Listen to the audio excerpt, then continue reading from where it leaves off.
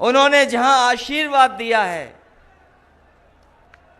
हम लोगों को जहां आशीर्वाद दिया है, वहीं हमें प्रार्थना कर रहा हूं मैं, मां दुर्गा की और मां शाकंभरी देवी के इसी तरह का आपका आशीर्वाद हम लोग पर बना रहे। उन्होंने याद भी दिलाया कि हम लोगों के साथ कितने आशीर्वाद हैं, कौन कौन आशीर्वाद दे रहा है। जब इन्होंने भगवान को याद किया, राधे कृष्ण का, सीता राम कहा, तो हमें याद आ गया, एक बार हमें पंडित जी हमें हवाई जहाज में मिले थे, और मैंने लखनऊ की प्रेस में भी ये कहा था कि एक बार मुझे पंडित जी हवाई जहाज में मिले, उन्होंने मेरा हाथ देखा और हाथ देखने के बाद खुश होकर के कहा कि इस बार आपकी सरकार बनने जा रही है और 350 सीटें जीतोगे आप। मैंने पंडित जी से विनम्र निवेदन करते हुए कहा कि 350 का तो आशीर्वाद दे दिया है, लेकिन एक हमारी तरफ से भी जोड़ दो। और जो आज आशीर्वाद दिया है आपने जो जोड़ियों का याद दिलाया है, हमारे लखनऊ वाले पे तो कोई जोड़ी नहीं है।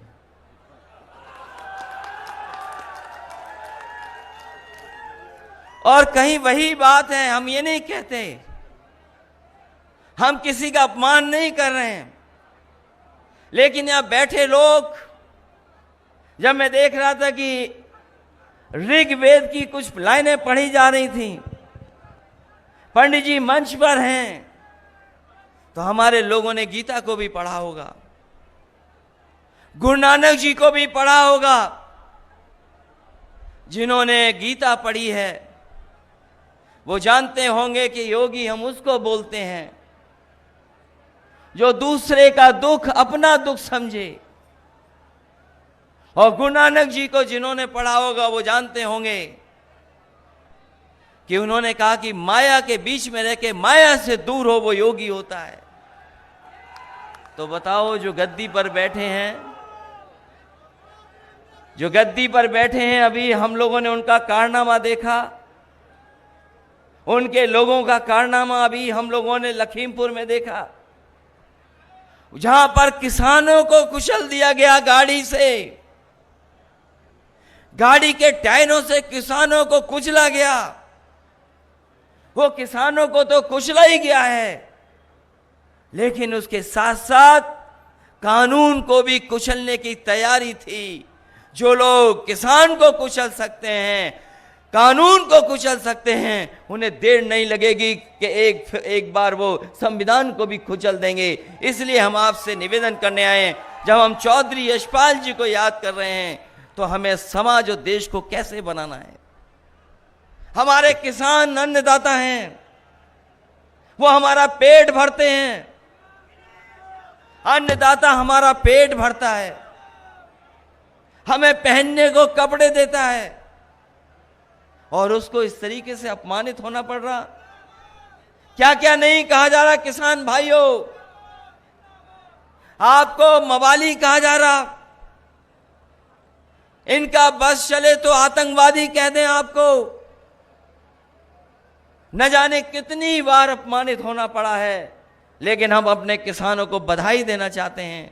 भारतीय जनता पार्टी ने कितना भी अपमानित किया होगा, लेकिन वो अपने संघर्ष से पीछे नहीं हटे हैं। उन्होंने भी ठान लिया है कि जब तक बैठे रहेंगे, जब तक ये 3 कानून वापस नहीं होंगे। और यही हमारे लोकतंत्र की ताकत है कि हम लड़ना भी जानते हैं, गद्दी पे भी बैठाना जानते हैं, और जब मौका मिलेगा तो गद्दी से हटाना भी ये जनता जानती है।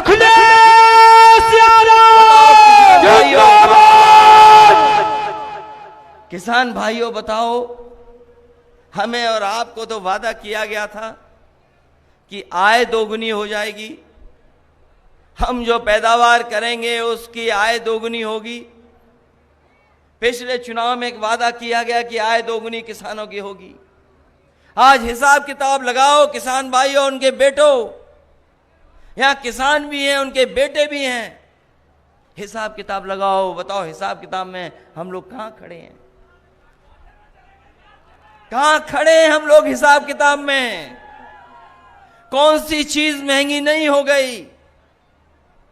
अभी तो हमारे गन्ने का हिसाब नहीं मांगा है, गन्ने का बकाया है किसानों का, लेकिन हमारे मुख्यमंत्री कहते हैं किसानों को भुगतान हमने लाखों करोड़ रुपए कर दिया है और गन्ना न बोया करें क्योंकि डायबिटीज हो जाती है उससे।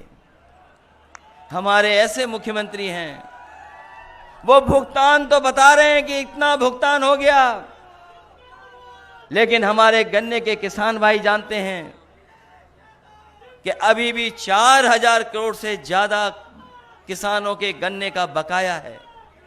खेतों में गन्ना खड़ा, पिछले साल का भुगतान नहीं। यहां धान नहीं होता, कम धान होता है, लेकिन जिस इलाके में गाड़ी से कुचला गया किसानों को, वो धान का इलाका है। धान की कीमत क्या सरकार ने तय की? 1000 रुपया कुंटल नहीं बेच पा रहा हमारा किसान, 1000 रुपया भी नहीं बिक रहा किसान का। गन्ने का भुगतान नहीं, धान का कीमत नहीं। और सहारनपुर वाले जानते होंगे, बताओ पेट्रोल 100 रुपए पार कर गया कि नहीं कर गया पार? 100 रुपए पार। ये सरकार रही तो पेट्रोल डीजल नीचे नहीं जाएगा, आसमान छू जाएगा। अभी तो 100 पहुंचाया है, थोड़े दिनों बाद 100 से ऊपर पहुंचा देंगे। हमारे बुजुर्ग इशारा कर रहे 2 उंगली से 200 पहुंचा देंगे। बताओ, आय दोगुनी का वादा किया जिन्होंने,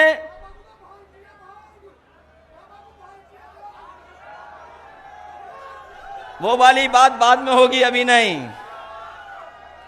आसमान छू रही महंगाई। कहां से शुरू हुआ था डीजल पेट्रोल, कहां पहुंचा दिया? डीजल पेट्रोल की कीमत क्या थी और आज कीमत कहां पहुंचा दी डीजल पेट्रोल की? यही हिसाब किताब नहीं। बताओ, जो आप बाजार से कीटनाशक दवाइयां खरीद रहे हैं, डीएपी खरीदते हैं, खाद खरीद रहे, और खाद जब नापोगे, जब तौलोगे, तो बताओ खाद में, बोरी में चोरी हो गई कि नहीं हो गई चोरी? जहां कीमत बढ़ा दी, जहां कीमत बढ़ी है, वहीं बोरी से कुछ निकाल लिया है। और अभी तो हमने इंसेक्टिसाइड, पेस्टिसाइड, जो और दवाइयां लेते हो, उसकी कीमत नहीं नापी है। सरसों पैदा करने वाला किसान जानता है कि सरसों की कीमत नहीं मिल रही, और जब तेल खरीदते होगे सरसों का, तो बताओ महंगा हो गया कि नहीं महंगा हो गया? यही बीजेपी वाले कहते हैं सरसों का तेल इसलिए महंगा हो गया है क्योंकि सरसों के तेल में हम मिलावट नहीं कर पा रहे हैं। आपने सुना होगा, और नहीं सुना हो तो पत्रकार साथियों दोबारा लिख देना। भारतीय जनता पार्टी के मंत्री जी ने कहा, उनसे पूछा कि आज सरसों के तेल की कीमत क्यों बढ़ गई? तो बोले इसमें हम मिलावट नहीं कर पा रहे हैं इसलिए महंगा हो गया। बताओ बीजेपी वालों, तुम्हारा ये तर्क है? ये तर्क तुम्हारा? कह रहे थे कि हम अर्थव्यवस्था को कहां पहुंचा देंगे, दिल्ली वाले कह रहे थे $5 ट्रिलियन इकोनॉमी की। हम लोग तो गिनती नहीं कर सकते, हिसाब किताब नहीं लगा सकते $5 ट्रिलियन की, और हमारे उत्तर प्रदेश के मुख्यमंत्री वैसे ही नकल कर लेते हैं। अगर दिल्ली वाले $5 ट्रिलियन इकोनॉमी की बात कर रहे हैं, तो उत्तर प्रदेश वाले हमारे कह दे रहे हैं कि हम भी $1 ट्रिलियन इकोनॉमी पहुंचा देंगे। $1 ट्रिलियन। और अभी तो बिजली का हिसाब नहीं मांगा हम लोगों ने। बताओ, जनता हमारी बैठी है, किसान भाई हैं, बिजली के मीटर भी लग गए और मीटर भी तेज भागने लगा, और बिल भी कितना देना पड़ रहा है बताओ आपको? बिल, बिजली का बिल बढ़ा दिया, देना पड़ रहा है ज्यादा। अगर इन चीजों का हिसाब किताब लगाओ तो क्या किसान भाइयों 500 रुपए आपका सम्मान है? आप हिसाब किताब लगाओ इन चीजों का। क्या 500 रुपया महीना जो आपको मिल रहा है वो कोई सम्मान है आपका? ये सम्मान नहीं दे रहे हैं। ये चुनाव से पहले जब आपके अकाउंट में पैसा भेज देते हैं, ये गरीब किसानों को धोखा देने का काम कर रहे हैं। क्योंकि अकाउंट में जब पैसा आ जाता तो हमारा किसान भाई सोचता है चलो कुछ तो आ गया, कुछ तो हमारी मदद हो गई। ये धोखा दे रहे हैं। जब आप अपने पूरे साल का हिसाब किताब लगाओगे तो आप महसूस करोगे कि आपके साथ धोखा देने का काम भारतीय जनता पार्टी कर रही है। धोखा है। और जिस समय गरीबों को सबसे ज्यादा जरूरत थी, जिस समय गरीबों को सबसे ज्यादा जरूरत थी, उस समय भारतीय जनता पार्टी के लोगों ने हमारी गरीब जनता को अनाज छोड़ दिया। कैसे भूल जाओगे कोरोना? कैसे भूलोगे? बीमारी आई, लोगों ने अच्छा इंतजाम किया, सरकारें मदद करती रही गरीबों की। लेकिन ये सरकार ऐसी थी जिसने लाठी भी मारी और हमारी जनता को अनाथ भी छोड़ दिया। न जाने कितने लोगों की जान चली गई, न दवाई दे पाए, न अस्पताल में बेड दे पाए और न ही ऑक्सीजन का सिलेंडर दे पाए। लोग अपने आप भागते रहे। कोई सिलेंडर के लिए भाग रहा था, कोई अस्पताल में भर्ती कराने के लिए भाग रहा था, कोई लाइन लगा करके अस्पतालों में दवाई के लिए भाग रहा था। इस भारतीय जनता पार्टी ने गरीबों को अनाज छोड़ने का काम किया। न जाने कितने लोगों की जान चली गई, जाने चली गई, कोई परवाह सरकार ने नहीं की। और याद कीजिए वो तस्वीरें, आपने, हमने, सबने तस्वीरें देखी। हमारे देश का इतना अपमान कोई नहीं कर सकता था जितना भारतीय जनता पार्टी ने कोरोना के समय पर किया। हमारे गरीब लोगों के लिए दाह संस्कार के लिए लकड़ी नहीं दे पाए, और अगर कहीं दाह संस्कार हो भी रहा था, लोग जान न जाएं, उसको छिपाने के लिए टीन शेड लगाने का काम इसी सरकार के मुख्यमंत्री जी ने करने का काम किया। इससे ज्यादा दुख की बात क्या हो सकती है कि हमारे गरीबों का भी सम्मान से दाह संस्कार ये सरकार नहीं करा पाई। और मां गंगा, जिसको हम और आप पवित्र मानते हैं, बताओ कितनी लाशें बह रही थी उसमें। चाहे वो गाजीपुर हो, बक्सर हो, बनारस के आसपास हो, इलाहाबाद हो, उन्नाव हो, कन्नौज हो, गंगा के किनारे लाशें बह रही थी। जब बीजेपी से पूछा कि ये लाशें कैसे बह रही हैं, तो बीजेपी के लोग कहते हैं कि उत्तर प्रदेश की नहीं हैं, ये बिहार से सब बह करके आ रही हैं। इतना बड़ा झूठ कोई नहीं बोल सकता है। कभी गंगा नहीं उल्टी बह सकती। ये यमुना का पानी जो ऊपर से बहता नीचे चला जाता है। बताओ, कोई हमें बता दो बुजुर्ग, कोई चीज नीचे से ऊपर कैसे आ जाएगी? कभी कोई चीज ऊपर से नीचे नहीं, ऊपर से नीचे तो बह सकती है, लेकिन नीचे से ऊपर कैसे आएगी कोई चीज, हमें बता दो। जब भारतीय जनता पार्टी से पूछा कि ये लाशें कहां से आ गईं, तो कहते हैं कि यूपी की लाशें नहीं हैं, ये सब बिहार से उल्टी बह करके आ गईं। जो लोग लाश पर झूठ बोल सकते हैं, गरीब को अनाज छोड़ सकते हैं, चुनाव आएगा तो न जाने क्या कर देंगे। क्योंकि वो जानते हैं भारतीय जनता पार्टी के लोग, इस बार जनता तैयार है भारतीय जनता पार्टी का सफाया करने के लिए। इसलिए सहारनपुर के लोगों, हम आपसे निवेदन और अपील करने आए हैं। ये चुनाव कोई छोटा चुनाव नहीं होने जा रहा है। ये छोटा चुनाव नहीं है, ये बहुत बड़ा चुनाव है। देश की तकदीर का चुनाव है। नौजवानों, तुम्हारे भविष्य का चुनाव है। किसान भाइयों, आपका चुनाव है। इन्होंने जो फैसले लिए हैं वो बड़े बड़े सेठ लोगों के लिए फैसले लिए हैं। याद करो वो नोटबंदी 2017 की, हम कहते कहते थक गए कि ये रुपया काला सफेद नहीं होता, ये रुपया काला सफेद नहीं होता। हम समाजवादी लोग कहते कहते थक गए, रुपया काला सफेद नहीं होता। कोई चीज सफेद और काली होती वो तो हमारा आपका लेन देन काला सफेद होता है। बताओ, काला धन कहां खत्म हो गया? कहां भ्रष्टाचार खत्म हो गया? अरे गरीब भाइयों, आपने तो देखा होगा, कभी फंस गए होगे मोटरसाइकिल लेकर के, तो बताओ भ्रष्टाचार खत्म हो गया क्या? अच्छी खासी 100 नंबर गाड़ी बनाई थी, 100 नंबर हमने पुलिस के लिए 100 नंबर बनाई थी। हमारे बाबा मुख्यमंत्री नाम बदल देते हैं, 100 का 112 कर दिया। बताओ 100 से 112 में कौन सी पुलिस बदल गई? ये हमारे पुलिस के लोग भी जानते हैं कि सरकार जाने वाली है, इसीलिए मुस्कुरा रही है सब। और नहीं मानते हो, अकेले में पूछ लेना, ये सब जानते हैं। 100 से 112 कर दिया। अभी मामला हुआ यहां पर, नाम बदलने में हमारे मुख्यमंत्री का कोई मुकाबला नहीं है। सहारनपुर के लोगों, अगर कोई पत्रकार साथी यहां से जाए लखनऊ मुख्यमंत्री जी से मिलने, तो जरूरी नहीं जिस नाम से मिल के आएगा वही नाम बचा रहेगा। अगर मुख्यमंत्री जी के पास गए तो नाम बदल देंगे। ये नाम बदलने वाले, रंग बदलने वाले लोग, धोखा देने वाले लोग, इतिहास बदलने का नाम करते हैं ये लोग, इतिहास। अभी आपने देखा होगा बगल में, बताओ बगल में देखा कि नहीं देखा? नाम बदल करके इतिहास मिटाना चाहते थे, लेकिन उन्हें बता दो ये वीरों की धरती है। ये वो लोग हैं जिन्होंने 1857 में इनके पूर्वजों ने अंग्रेजों को हिलाने का काम किया था। कौन भूल जाएगा?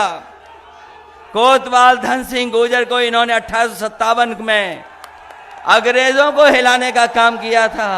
जो इतिहास बदलेगा, जो नाम बदलेगा, चुनाव आएगा तो उनकी सरकार बदल देगा। ये हमारे लोग हैं। इसलिए ये चुनाव का समय है। पिछली बार 4 जनवरी को तारीख आ गई थी चुनाव की, 4 जनवरी को। आज हम और आप लोग अक्टूबर में बातचीत कर रहे हैं, एक दूसरे से मिल रहे हैं।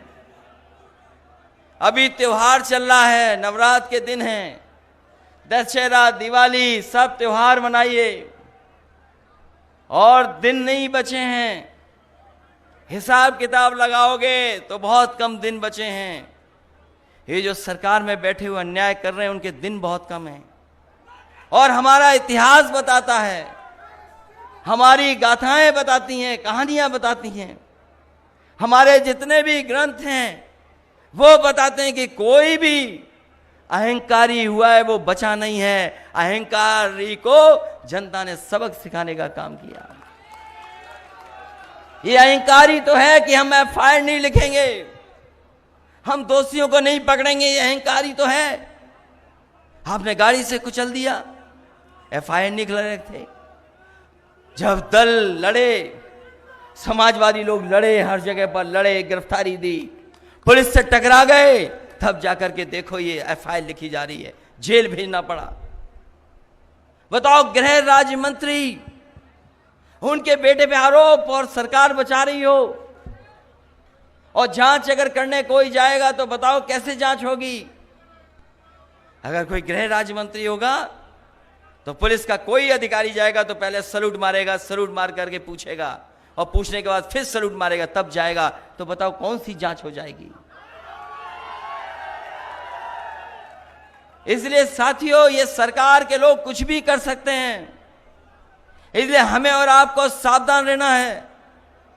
हमारे देश की पहचान है कि हम सब एक होकर के रहे हैं, हमारा समाज मिलजुल करके रहा है। दुनिया में जो हमारी पहचान है वो यही पहचान है कि सब जाति के लोग, सब धर्म के लोग मिल करके रहते हैं, एक साथ रहते हैं, एक छत के नीचे रहते हैं। ये हमारी पहचान है। ये इसीलिए कभी जात पर, कभी धर्म पर बात करते हैं, क्योंकि कारोबार और काम हमें जोड़ता है। कारोबार पे बात नहीं करेंगे क्योंकि कारोबार हमें और आपको जोड़ता है। काम हमें जोड़ता है, हमें और आपको। अर्थव्यवस्था हमारी और आपको जोड़ती है। इसलिए कारोबार पे ये बात नहीं करेंगे, कारोबार पे बात नहीं करना चाहते हैं, क्योंकि समाज जुड़ करके रहता है कारोबार से। कोई खेती करता है, कोई बुनता है, कोई पहनता है, कोई सिलता है, कोई काटता है, क्योंकि कारोबार हमें जोड़ता है। ये कारोबार को ठप कर रहे हैं, एक एक करके सब चीजें बेच दे रहे हैं, बिकना शुरू हो गई चीजें। हवाई जहाज बिक गए, हवाई जहाज जहां खड़े होते हैं वो एयरपोर्ट बिक गए। पहले हवाई जहाज बेच दिए, एयरपोर्ट बेच दिए,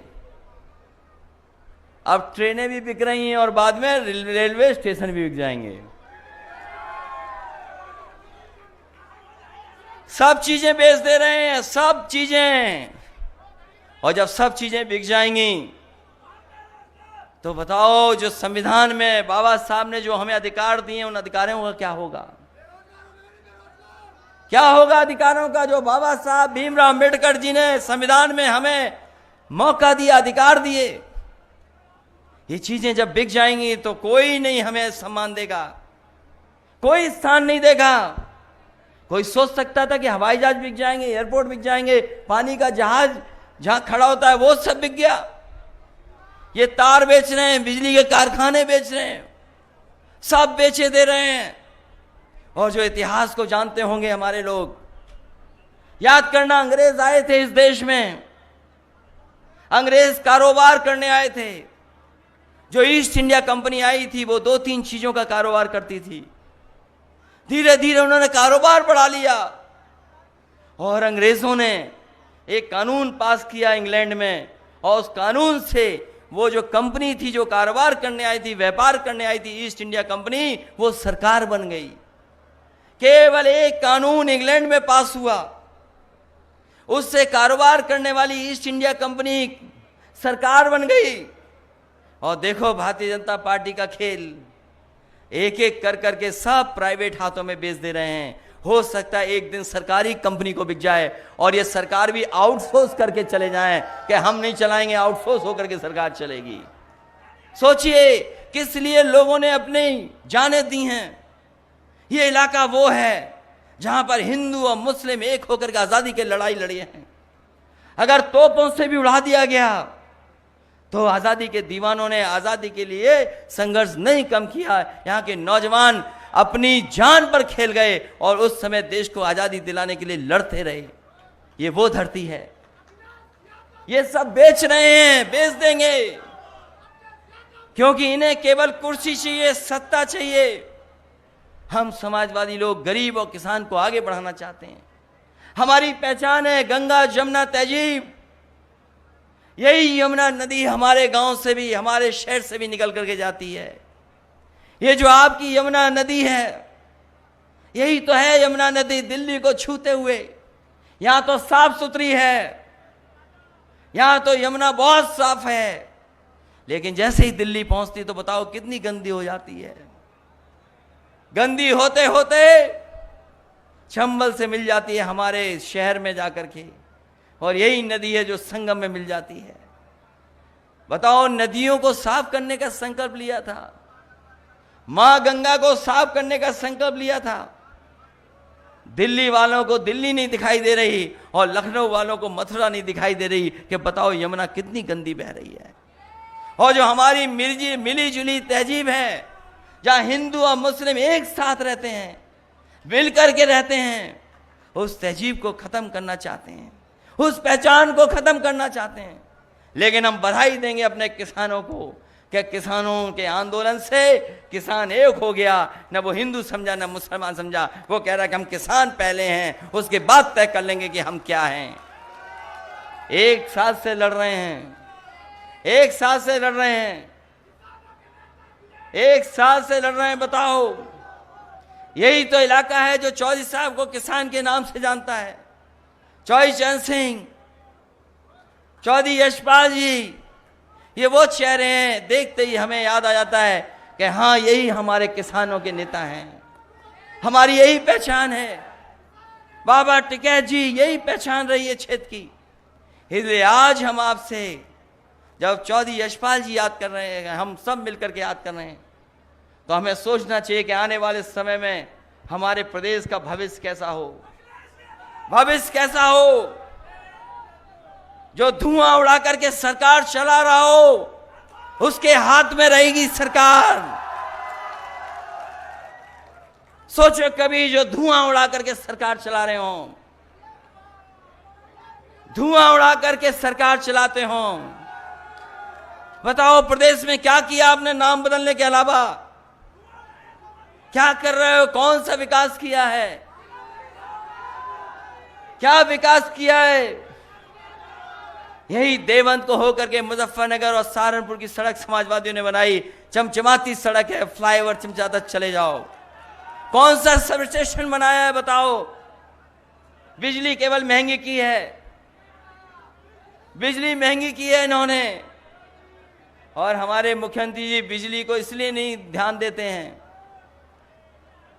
बिजली पे इसलिए नहीं ध्यान देते हैं कि उनके प्लांटों के नाम नहीं कह सकते वो। हमारे पत्रकार साथी बहुत पूछते हैं हमसे, कभी कभी एक सवाल पूछते हैं कि कई बार जो भारतीय जनता पार्टी वाले कहते हैं, जिसमें इन्होंने कहा कि अपने पिताजी को वो इस नाम से बुलाते क्यों नहीं हैं। उसी पे हमने उनसे कहा कि बताओ बिजली का कारखाने का कभी नाम लोगे कि नहीं लोगे? और हम आज भी कहते हैं, यहां पर पत्रकार साथियों कह करके जा रहा हूं, जब मुख्यमंत्री जी आए तो उनसे कहना कि प्लांट का नाम बता दो, 3x660 super critical thermal plant. अगर एक बार कह दें, वो पता नहीं क्यों नहीं कहते हैं 3x660 super critical thermal plant, हमें नहीं पता क्यों नहीं कहते हैं। जब कह नहीं पाते तो बिजली कैसे बनाएंगे?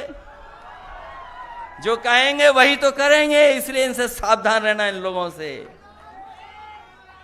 बोलो सावधान रहोगे कि नहीं रहोगे आप लोग? आपको सावधान रहना पड़ेगा। और हमने सुना है कि बड़े मुख्यमंत्री हट रहे हैं बगल में, आपके बगल में तीसरे मुख्यमंत्री आ गए हैं, तीसरे मुख्यमंत्री हैं बगल में। उत्तराखंड पीछे होगा ना, बहुत दूरी नहीं है। हम तो कहेंगे उत्तराखंड का भला चाहते हो तो इन मुख्यमंत्री का ट्रांसफर यहीं कर दो, जिस प्रदेश से आए उसी प्रदेश में वापस भेज दो। वो दूसरों को कह रहे हैं एनआरआई, हम तो कह रहे हैं 3 बार हटे हैं मुख्यमंत्री, चौथे हमारे प्रदेश से ले लो। इसलिए साथियों सहारनपुर में हम लोग लोकसभा चुनाव में भी आए थे, और उस समय हम लोग को आपने आशीर्वाद दिया था, उस समय आशीर्वाद मिला था, आपके सहारनपुर और आसपास सीटें जीत गए थे। वो लड़ाई बहुत बड़ी थी, बहुत अलग लड़ाई थी। हम लोग बीजेपी को रोकना चाहते थे, सपा बसपा का अलायंस किया, हमें कोई भी जोखिम उठाना पड़ा होगा, कोई घाटा स्वीकार करना पड़ा होगा, हमने स्वीकार किया। लेकिन हम बीजेपी को रोकना चाहते थे, और आज भी हम कह के जा रहे हैं, ये हमारी और आपकी और समाजवादियों की जिम्मेदारी है। पहले आपकी भी जिम्मेदारी है, हमारी जिम्मेदारी भी है कि इस बीजेपी को रोकना है। अगर नहीं रोक पाए तो जैसे किसान को कुचल दिया, उसी तरीके से संविधान को ये लोग कुचल देंगे। अगर 2019 में रोक लेते किसान भाइयों, अगर 2019 में रोक लेते हम लोग, तो ये 3 काले कानून नहीं आते।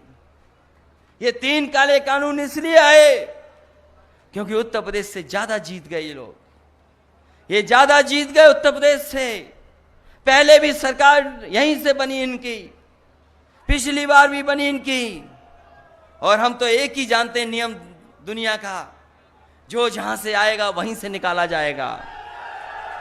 अगर यूपी से घुसे बीजेपी के लोग तो यूपी से ही निकाले जाएंगे। इसलिए हमारी, आपकी, सबकी जिम्मेदारी है। किसान भाइयों, सोचना तुम्हारी आय दोगुनी हुई कि नहीं हुई। हमारे नौजवानों, तुम्हारा भविष्य चिंता का है, तुम्हारे भविष्य में कुछ नहीं, आगे नौकरी रोजगार है नहीं। बताओ नौकरी रोजगार कैसे मिलेंगे? दुनिया के दूसरे देश में हैं, वहां के नौजवान अपना सपना देखते हैं, कोई ना कोई सपना ऐसा देखते हैं, उसके लिए काम करते हैं, मेहनत करते हैं और अपनी हासिल करने का काम करते हैं। उन पे मौके मिलते हैं, लेकिन जिस तरह की सरकार चल रही है उद्योगपतियों के सारे पर, हमारे नौजवानों को कोई मौका नहीं मिल रहा है। हमारे नौजवान जिनमें काबिलियत है, जो मेहनत कर सकते हैं, जो संघर्ष कर सकते हैं, जो दिन रात पढ़ सकते हैं, उनको कोई मौका नहीं मिल रहा है, कोई भविष्य नहीं। ये दुनिया की चीजें दिखाते हैं कि हम $5 ट्रिलियन इकोनॉमी कर देंगे, हम इतनी बड़ी इकोनॉमी कर देंगे। ये बताओ, जब आपने विज्ञापन दिया तो विज्ञापन में अमेरिका की फोटो चोरी करके ले आए, आप फैक्ट्री की चोरी ले आए, कलकत्ता का फ्लाईओवर ले आए। अरे हमारा फ्लाईओवर लगा देते, अगर मुजफ्फरनगर से लेकर के देवबंद होकर के जो जाता है फ्लाईओवर, उसी की तस्वीर लगा देते तो शायद कोई मान जाता कि उत्तर प्रदेश का विकास है। मैं जानता हूं यहां पर लखनऊ जाने के लिए बहुत समय लगता है।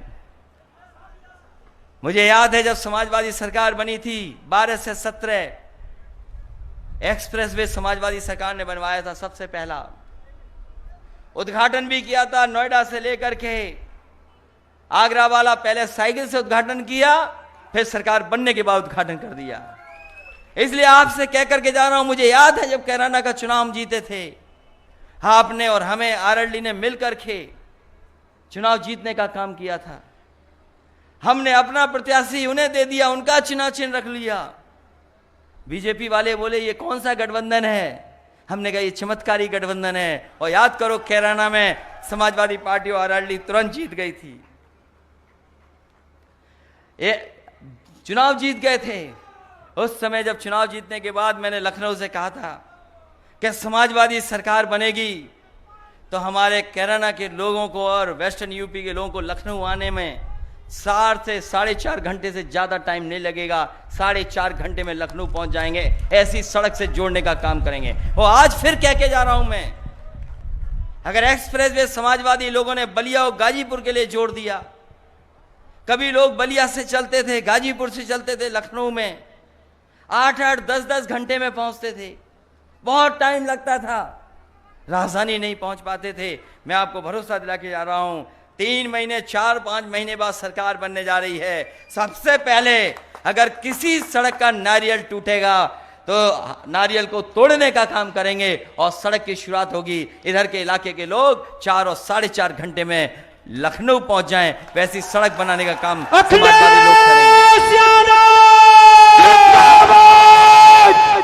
और अगर विकास के लिए हमें एम्बुलेंस बढ़ानी पड़ी तो एम्बुलेंस बढ़ाएंगे, और पुलिस थोड़ा ठीक चले, अगर उन्हें गाड़ी बढ़ानी पड़ी तो गाड़ी भी बढ़ाएंगे उनकी। और हम आपको कह करके जा रहे हैं कि किसानों के लिए हमें अलग से भी बजट का इंतजाम करना पड़े। पिछली बार भी जब हम लोगों ने रेट बढ़ा दिया था, भुगतान नहीं कर पा रहे थे, तो बजट से पहली बार 2000 करोड़ रुपए दे करके किसानों का भुगतान करने का काम किया था। इसलिए मैं कह के जा रहा हूं कि समाजवादी सरकार बनेगी तो कोई ना कोई फंड ऐसा रखा जाएगा जिसमें इंतजाम रहेगा कि हमारे किसान को तकलीफ नहीं हो, परेशानी नहीं हो, उसका भुगतान तुरंत हो जाए, क्योंकि उसकी रोजी रोटी और सब कुछ उसी से चलता है। इसलिए तुरंत भुगतान करने का इंतजाम भी समाजवादी लोग करने का काम करेंगे। जो अस्पताल बनवाया था सहारनपुर में आधा अधूरा है, जहां एम्बुलेंस देंगे वहीं अस्पताल में भी अगर ज्यादा बजट दे करके हमारे गरीबों के इलाज के लिए अगर ज्यादा बजट देना पड़ेगा, उस अस्पताल को भी अच्छा बना करके हम लोग और गरीबों का इलाज अच्छा हो सके वो इंतजाम करेंगे। और हम कह करके जा रहे हैं, इस गांव में बहुत हमें सम्मान मिला, इस गांव में, और यहाँ के लोगों ने बहुत प्यार सम्मान दिया, ये हम सब लोग कभी नहीं भूल सकते। इस गांव से जुड़ाव हो गया, इस परिवार से हमारे रिश्ते और मजबूत हो गए। इसे सम्मान देने का काम हम लोग करेंगे। और अपने गांव में कुछ बड़ा काम भी करना चाहोगे तो हम आपको भरोसा दिलाते हैं, दोनों जिलाध्यक्ष जी को भी, इंद्रसेन जी को भी, रुद्रसेन को भी, कोई बड़ा काम करना चाहोगे तो हमें बता देना, सबसे पहले काम करने का काम करेंगे।